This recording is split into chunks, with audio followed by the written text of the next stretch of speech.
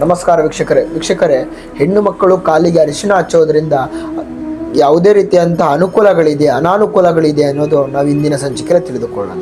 ಯಾಕಂತ ಹೇಳಿದ್ರೆ ಇದು ನಮ್ಮ ಹಿಂದೂ ಸಂಪ್ರದಾಯದ ಪ್ರಕಾರವಲ್ಲದೆ ವೈಜ್ಞಾನಿಕವಾಗಿ ವಿಜ್ಞಾನ ಸಂಸ್ಕೃತ ಪ್ರಕಾರದಲ್ಲೂ ಕೂಡ ಇದು ಅಡಗಿದೆ.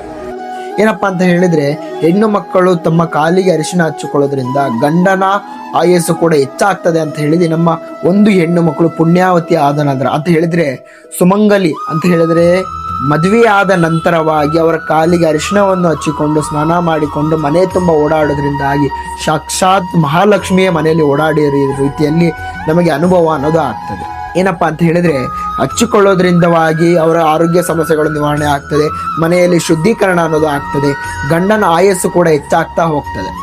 ಏನಪ್ಪಾ ಅಂತ ಹೇಳಿದ್ರೆ ಸಾಲಗಳು ಎಷ್ಟೇ ನಡೆದರೂ ಕೂಡ ನೀವು ಹಿಂದೆ ಈ ಪ್ರಯೋಗವನ್ನು ಮಾಡಿ ಅದಕ್ಕೆ ಋಣಮುಕ್ತರಾಗಲಿಕ್ಕೆ ಒಂದು ಒಳ್ಳೆ ಸಲಹೆ ಅಂತಾನೆ ಹೇಳಬಹುದು.